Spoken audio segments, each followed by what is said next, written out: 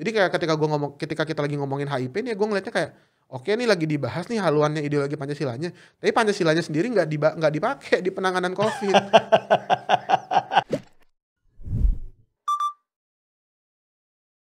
Yes, Wicak. Tadi kan lo udah bilang nih, menjawab keresahan tanda kutip tuduhan ya beberapa pihak atas melempemnya gerakan mahasiswa. To be honest banyak gemes loh Wicak. Mulai dari senior gue punya senior ya, gue kan angkatan 89 di UI. Gue punya senior Pak Taufik Bahaudin namanya angkatan 63. Dulu dia aktivis 66 gitu kan ya. Nah itu dia gemes banget. Jadi tiap ketemu gue atau ngobrol di grup gitu kan, atau chatting itu dia selalu, Rif tanyain dia. Nah ini udah gue tanyain ya, dan tadi jawabannya gitu ya. Nah, dari beberapa isu yang tadi lu bilang, isu yang bikin cukup overwhelm karena banyak banget gitu ya. Ada yang gue mau tanyain sama lu nih. Nah, kemarin nih si Bintang Emon, lu tau kan ya? Ya salah satu komika kita yang cukup cemerlang dan agak ini ya lumayan viral gitu. Itu dihujat banyak netizen nih, gara-gara dia mengkritisi keputusan untuk kasusnya Novel Baswedan. Dimana si penyiram air kerasnya cuman dituntut setahun ya kalau nggak salah ya gitu ya. Nah, lu ngeliat gimana nih kasusnya Novel ini dalam perspektif lu nih sebagai anak muda dalam konteks yang sempit kasus kemarinnya, atau juga secara luas nih penegakan hukum, masalah KPK-nya segala macam. Lu ngeliatnya gimana? Kalau sebenarnya dari waktu awal mulai persidangan ya Bang. Kan tuntutan dari awal kan kita banyak banget. Mahasiswa juga dulu jadi salah satu aktor lah yang waktu itu bisa dibilang menuntut nih biar ada sanksi yang tegas atau segera diusut siapa sih yang sebenarnya melakukan penyiraman karena dan beberapa unsur-unsur dari gerakan sipil lainnya atau masyarakat lainnya juga banyak yang menyuruhkan hal yang sama karena yang terjadi pada Pak Novel Baswedan kan nggak terjadi sekali baru ini gitu Bang.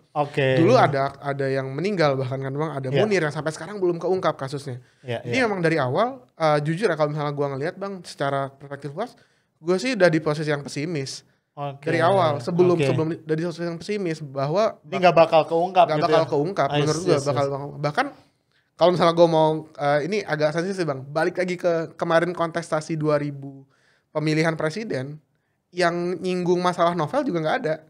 Maksudnya secara clear tegas, clear bahwa kalau gue ngejabat nih jadi presiden, gue beresin. Itu nggak ada ya. Karena tegas statement itu nggak ada. Yang menurut gue sangat disayangkan. Ini bukan dari Pak Jokowi itu maupun dari sisi Pak Prabowo gitu. Berarti dan ini menyingkap menurut gue ya Bang. Ini menyingkap ada sesuatu yang big nih di belakangnya. Ada sesuatu yang besar nih yang terjadi. Kemudian ada rekomendasi Komnas HAM yang bahwa ini harus dikeluarkan nih. Kita bikin tim gabungan pencari fakta independen. Gak dihiraukan. Di 2 bulan kemudian dibentuk tapi bukan independen dari Polri juga waktu itu yang menggarap. Nah dari mula awal situ aja tuh Bang ya gue pribadi sebenarnya udah pesimis. Terus lu nggak bakal nih ya? Ya maksud gue kayak ini kayak sesuatu yang ya udahlah ini mah dari Polri untuk Polri buat Polri udah. Gitu. Jadi ini bukan kayak urusan keluarga gitu. Iya ini bukan sebuah penegakan hukum yang memang bertujuan untuk menegakkan hukum gitu Bang. Jadi ini ibaratnya kayak kalau gue ngeliat apalagi di konteks kemarin dapat 1 tahun ya gue ngeliatnya kayak ya udah pengen menjawab aja nih. Oh ini lu semua masyarakat mau dihukum kan? Gue hukum kok ini tahun doang ya tapi gitu jadi kayak sandiwara doang jatuhnya gitu Bang. Nah dan gue yakin sih cuman yang gue tangkap memang dari sisi mahasiswa maupun teman-teman yang lainnya ya kita nggak bakal stop di sini gitu Bang. Maksudnya oke lah diputus secara setahun itu tidak memuaskan sekali jelas gitu karena yang gue khawatirkan di sini bukan Pak Novel Bang tapi domino efek setelahnya. Apa yang lo lihat? Nah yang gue lihat di sini adalah selalu kalau misalnya pengungkap kebenaran ini selalu berhasil dibungkam dan terus kemudian tindakan kriminal terhadap terhadap pengungkap kebenaran ini selalu dilindungi oleh sesuatu hal yang ya gue nggak tahu siapa tapi sangat besar dan punya power pastinya. Tentu nanti buat siapa yang nanti bakal ngelindungin pengungkap kebenaran selanjutnya. Kan Pak Novel nggak cuma 1 orang, Pak Novel cuma 1 orang, bener Bang. Tapi spiritnya Pak Novel kan pasti ada yang ngewarisin lah setidaknya. Jadi yang lo khawatirkan adalah ini jadi pattern gitu ya? Iya, ini jadi pattern akhirnya tiap orang yang coba berbuat benar gitu, itu bakal jadi korban gitu. Dan gak ada yang ngelindungin. Gak ada yang ngelindungin. Dan yang lebih gue khawatirnya ya karena itu, ya kan kita macam-macam ya Bang. Masyarakat itu macam-macam.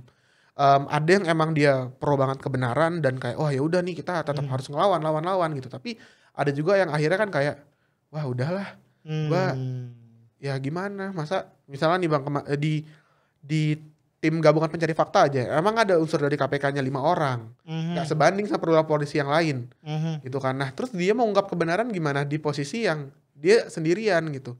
Belum lagi nanti kalau misalnya anggap aja nih saya nih disuruh nih tugasin, lu selidikin ya, nih orang besar, kasus ini besar nih, terus mengungkap korupsi yang sangat luar biasa. Ada novel yang jadi contoh, ini dulu novel diginiin, terus yang nyerang dia cuma dapat setahun. Berarti kan buat orang-orang nanti yang buat nyerang gue jadi lebih ngerasa aman dong bang. Di satu sisi di satu sisi buat orang-orang yang nanti bakal disuruh, orang-orang suruhan ini, jadi makin ngerasa aman. Oh bener nih, berarti bos gue nepatin janji. Gue dijagain ya. Gue dijagain. Gue nyerang gue cuma dapat setahun. Bahkan gue nggak dipecat jadi polisi ya kan. Sampai sekarang belum dipecat loh bang. Oh ini banyak yang nggak nih ya. Iya. Sampai sekarang kan masih catatannya masih perwira aktif. Itu yang kemarin melakukan. Seputus asa itukah lu sebagai anak muda ngelihat penegakan hukum Indonesia? Gue bukan di sisi yang putus asa sih bang. Cuman kalau di konteks sisinya kasus Pak Novel tadi emang gue di sisi yang pesimis karena kayak patternnya bukan cuma Pak Novel, Pak Munir, terus juga kemudian kan aktivis-aktivis lainnya yang selalu ada orang kecil yang dikorbanin gitu ya, pelaku doang, kelas pelaku gitu ya, yang atasnya nggak pernah ketahuan gitu. Jadi lu ngeliat pola itu. Pola itu. Nah cuman di satu sisi ketika gue ngeliat pola itu, gue berpikir berarti bahwa kita nggak bisa ngelakuin movement yang biasa-biasa aja. Di satu sisi ya bang ya, karena kalau di pandangan gue adalah gerakan mahasiswa itu juga harus terus mengikuti zaman, terus mengikuti kezaliman. Jadi kalau misalnya ada sebuah kejahatan yang terorganisir, kita yang mau ngelawan nggak terorganisir kan nggak mungkin bisa menang gitu bang. Bahkan kejahatan terhebat pun butuh direncanakan pasti. Kalau kita nggak direncanakan kan nggak bisa bang. Nah di satu sisi ini gue jadi menarik ya. gue ketawa-ketawa tau gak kenapa. Jadi di kantor gue tadi lo lihat nggak sih di kantor gue tuh kan ada gue terinspirasi dari kantor gue. Ada tulisannya. Ada tulisan kejahatan. Iya bang. Nah, terus gue jadi kejahatan aja butuh pemikiran dan butuh eksekusi ya, yang brilian ya gitu ya. Makanya gue ngelihat, sedangkan kalau misalnya gue ngelihat pattern gerakan mahasiswa, bukannya malah makin kita jadi satu, gara-gara isu nih malah jadi makin oke, kita harus bersatu cuy. Terlepas dari perbedaan politik kita harus atau perbedaan latar belakang kita harus bersatu. Nyatanya gerakan mahasiswa nggak gitu bang. Makin terfragmentasi. Makin malah terfragmentasi, makin malah saling salah-salahan. Nah ini juga yang kalau ini jadi keresahan gue pribadi ya bang ya. Ada apa upaya rejim untuk memang memecah belah or gimana kalau dugaan lo? Kalau ini keresahan gue pribadi sih bang, ini benar-benar keresahan gue pribadi. Gue ngeliat kayak kok jadi malah kita yang makin terpecah sih. Gitu. Gue yakin kalau misalnya untuk masalah pemecahan dan lain-lain pasti ada gitu, pasti ada. Karena ada upaya itu ya. Karena memang tangan-tangan pemerintah ke kampus atau ke mahasiswa itu emang banyak, jalannya banyak gitu. Dan kuat banget ya. Dan kuat. Nah, rektor udah nih kan ya, para rektor udah ya. Gitu bang. Nah, akhirnya kan jadi kayak, tapi di satu sisi gue juga ngelihat karena di sekarang zaman globalisasi juga, informasi sekarang banyak, bisa dibilang bahkan generasi gue adalah generasi yang kebanjiran informasi. Ya kelebihan ya. Kelebihan banget overload informasi. Jadi kadang kita buat milah-milih yang mana yang bener, bingung. Gitu. Kita kan di fase yang sekarang post truth lah bisa dibilang bahasa kerennya. Kita nggak tahu nih yang bener nih yang mana. Gitu. Nah, yang gue lihat gitu bang dari sisi gerakan mahasiswa sendiri. Nah makanya karena gue keresahan pribadi kayak gitu, gue ya ngerasanya kalau misalnya gerakan mahasiswanya masih kayak gini nih, terfragmentasi.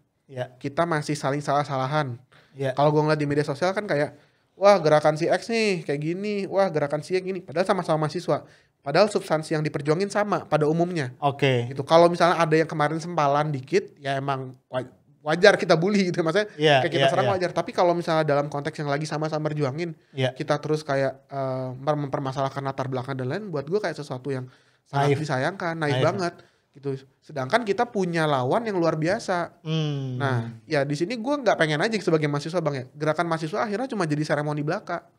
Dan lu ngeliat kecenderungan itu hari ini? Ya gue ngeliat kecenderungan itu banget bang. Jadi ibaratnya kayak mohon maaf ya bang ya. Ada nih memang teman-teman gue yang kayak misalnya sekarang nih ngisi podcast ya emang berbicara keren-keren aja gitu.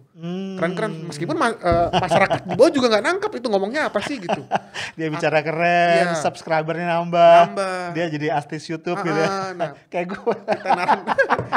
Tenar nggak masalah bang kalau misalnya emang dia punya impact ya. Iya punya impact. Cuman kalau buat mahasiswa sekarang nih motifnya akhirnya kesana sayang banget. Oke. Itu akhirnya kayak ya gue aksi cuman sebatas buat post di Instagram. Oke. Ya kan jadinya kayak misalnya Hari Pancasila nih. Gue ngepost Pancasila di Instagram. Oke lah, secara influencer mungkin ya lu top lah, lu keren gitu. Tapi secara impact yang ke masyarakat akhirnya juga nggak ada. Jadi kayak kita ngomong-ngomong kita membela rakyat. Pada dasarnya kita membela diri sendiri. Karena gue ngeliat ini yang ngomong lu ya, bukan gue. Gue ngomong gitu. Ini keresahan gue dan ini yang gue lihat ya, gue lihat dari dari 4 tahun gue jadi mahasiswa lah. Kadang makanya gue ketika jadi presma gue ironis sendiri juga. Gue bakal jadi orang yang kayak gini kan nih gitu. Dan itu yang buat gue jadi kayak satu PR nih Bang. Satu sih ya tadi nih gerakan kejahatannya makin keren, makin solid pinter, ya. Solid. Yang lawannya makin pecah belah. Berarti gitu. Dengan kata lain nih kalau gue nggak salah nyimpulin, lu ngelihat kondisi gerakan mahasiswa yang tadi terfragmentasi ini nguntungin rejim yang mencoba menghegemoni gitu ya? Iya, buat gue gitu Bang, karena ya akhirnya sekarang Bang yang jadi pertimbangan misalnya kayak ini misalnya kita mau aksi nih, akhirnya pertimbangan kita bukan cuma masalah ini benar nggak nih kita merjuangin rakyat, enggak, tapi pertimbangan kita akhirnya juga gimana? Ini nanti ada yang nggak terima nggak nih sama kita kalau kita aksi? Atau kalau kita ngangkat isu ini nanti ada yang komen enggak nanti di IG kita berisik-berisik. Nah kan berarti ini jadi nambah faktor keraguan gitu. Betul. Akhirnya tambah banyak menimbang mengingat gak jalan juga gitu. Ini gue alamin sendiri Bang. BMKM PB pun juga gue akui juga mengalami hal ini gitu Bang. Jadi memang faktor ini gue rasa udah sekian masifnya lah bisa dibilang. Oke. Nah isu lain nih yang rame ya. Sampai tadi gue cek tuh di macam-macam tempat tuh rame banget. HIP. Jangan kepleset ya netizen ya, bukan HIV ya, HIP, haluan ideologi Pancasila gitu ya. Ini lagi tarik-tarikan nih, ini mau lanjut pembahasan apa enggak. At the same time pemerintah ada yang mengatakan buang badan. Ini yang ngajuin DPR nih, gue udah nolak untuk ngebahas, gue bilang nunda gitu kan ya. Masyarakat akhirnya ngotot, ini bukan cuma ditunda doang, harusnya dicabut gitu kan. Nah, lu ngelihat ini nih si HIP ini gimana nih dengan Eka Sila, Trisila dan teman-temannya itu? Itu kan pidatonya Soekarno ya Bang. Pidato Soekarno yang dipasalin kan. Iya, benar. Kalau gue ngelihat tanpa kondisi Covid tuh nih Bang, ceritanya lagi nggak Covid nih. Pemerintah karena kalau ada kondisi Covid jadi makin kesel gue jatuhnya. Tapi ibaratnya sekarang nggak ada Covid dulu deh. Kita lagi nggak ada Covid, kondisi Indonesia normal. Pemerintah mengajukan yang tadi RUU HIP. DPR. Oh iya, sorry. Oh iya benar. Pemerintahnya nolak ya Bang ya? Ceritanya nolak. DPR yang mengajukan kan dari balaknya. Terus kalau misalnya dilihat yang pertama dari prosesnya. Rapatnya udah banyak. Tapi ada yang tertutup, ada juga yang terbuka. Ada yang tertutup ya? Ada yang tertutup. Wih kacau. Nah, terus tertutup ada yang terbuka juga. Waktu itu kalau nggak salah ngundang Pak Jimli Asidiki ya kalau nggak salah jadi salah satu hafalinya juga. Dan yang gua quote di sini dari statementnya Pak Jimli waktu itu yang diundang bilang bahwa ini justru undang-undang ini harusnya multitafsir, nggak boleh satu tafsir.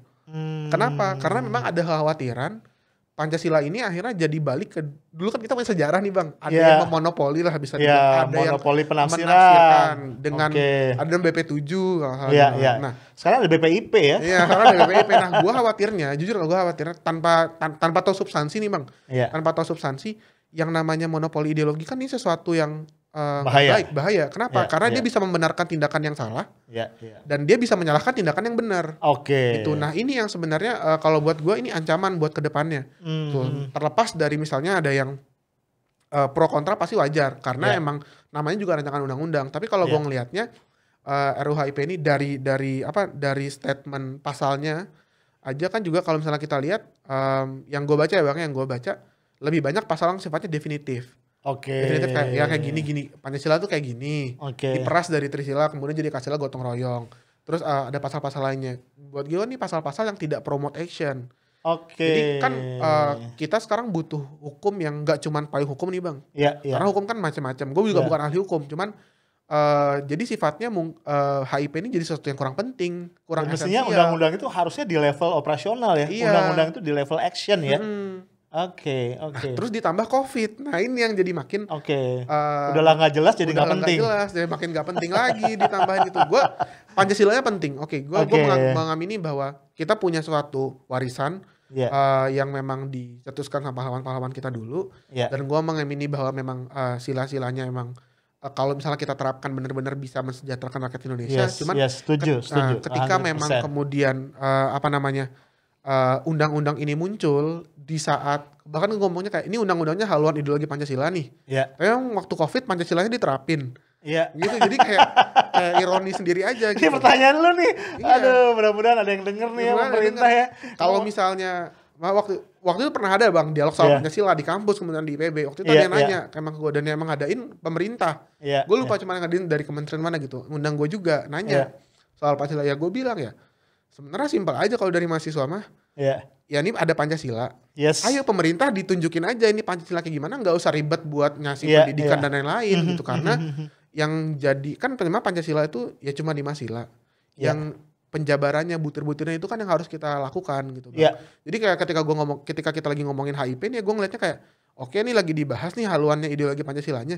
Tapi Pancasilanya sendiri nggak dipakai di penanganan COVID. Jadi kayak ini buat gue sesuatu yang paradoks menarik sekali pemerintah kita gitu menentukan haluan ideologi Pancasila. Pancasilanya sendiri sedang tidak digunakan ketika pandemi. Absen. Pulang kampung. Gini Wicak, cuma kan gini ya, sebagian kelompok masyarakat nih, kelompok yang agamis, kelompok yang religius juga ngaitinnya lebih jauh lagi nih, ya kan? Si HIP ini dianggap merupakan vehicle untuk bangkitnya kembali ideologi komunis gitu kan. Dihubung-hubungin lah siapa pengusulnya segala macam. Orang mulai mempersoalkan kenapa hari lahir Pancasila 1 Juni ya. Bukannya Pancasila kita kan Pancasilanya 18 Agustus nih gitu kan. Benar. Ini jadi ruwet nih ya. Iya. Lu gimana ngeliatnya? Ini terutama si komunis ini nih. Biasanya kan kalau anak-anak milenial agak cuek ya, nggak terlalu percaya sama hantu yang dianggap hantu lah. Kalau lu ngeliatnya gimana? Kalau gue ngelihatnya terkait dengan ini ya Bang ya, kan memang di HIP itu memang di satu sisi memang dia tidak mengakomodir TAP MPRS yang dimana memang melarang, mengatakan bahwa komunis sebagai ideologi yang terlarang gitu Bang. Nah, cuman di satu sisi gue ngelihatnya juga hal ini emang hal-hal yang esensial yang perlu kita perjuangin gitu, karena ini kan fakta sejarah. Terlepas dari pro kontra masalah sejarah, misalnya ada yang enggak komunisme tuh dulu nggak kayak gini gitu. Cuman kan memang dalam konteks kita sekarang bernegara ini kan udah dibentuk kayak gitu nih Bang. Udah dikasih tahu nih emang komunisme itu emang organisme yang terlarang. Organisasi dan kemudian juga ideologi yang menjadi terlarang. Nah, ketika misalnya emang mau diakomodir kan nggak bisa serta-merta gitu doang dong. Apalagi kalau misalnya kita ngomongin perjuangan konteks Islam ya Bang ya. Islam kan dari dulu dari proses perjuangan kemerdekaan aja memang sudah terpecah dengan kelompok ini gitu Bang. Secara ngomong sejarah Bang, emang dari awal udah gontok-gontokan itu sama organisasi ini gitu. Nah, terus kemudian ditambah sekarang ya gue ngeliat juga jadi makin gak bijak aja gitu. Seakan-akan ibaratnya kita lagi mau mengubur suatu sejarah nih yang mungkin emang melukai beberapa pihak. Diungkit lagi dan malah kesannya kalau menurut gue ya udahlah itu udah masa lalu, kita kubur aja, kita bangun masa depan, kan nggak bisa gitu juga Bang. Nah, ditambah tadi sidangnya pun juga di posisi yang misalnya tertutup dan kemudian pembahasannya juga bukan pembahasan yang misalnya mewakili. Padahal gue yakin siapapun yang ngebahas tentang HIP ini pasti dia menyadari pasti akan ada suatu kelompok masyarakat yang tidak terima. Nah, kalau menurut gue kan baiknya sudah diakomodir kayak misalnya atau didengerin kayak atau jangan tunggu demo gitu. Nah, tapi gue menyayangkan kemudian akhirnya tetap dijalanin, tetap gaspol terus sampai masuk juga kan udah kalau nggak salah udah replik ya Bang, udah mau disahin terus kemudian baru ngedengerin dari yang unsur-unsur masyarakat. Ini buat gue kayak ya tadi kalau ngomongin ke Pancasila lagi, ya pemerintah kita mengabaikan keberagaman kita sendiri. Gitu. Jadi tadi kalau balik salah satu yang lu khawatirkan adalah monopoli tafsirnya itu ya. Termasuk juga monopoli sejarahnya Bang. Karena sejarah biasanya ditulis oleh yang menang ya. Iya, itu dia Bang. Nah, kalau ngeliat ini semua obrolan kita dari awal tadi, sebenarnya menurut lu nih apa sih yang sebaiknya dilakukan pemerintah saat ini nih? Gitu ya. Kalau lo misalnya diundang ke ini imajinasi lah ya. Lo diundang ke istana nih sama Pak Jokowi, dia pusing nih.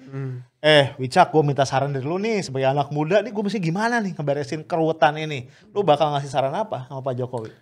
Yang pertama kalau misalnya gue mau ngasih saran tuh ini sekarang udah lebih mendingan menurut gue Bang. Yang pertama tuh komunikasi publik dulu. Menurut gue ini komunikasi publik sama komunikasi politik lah, dua hal.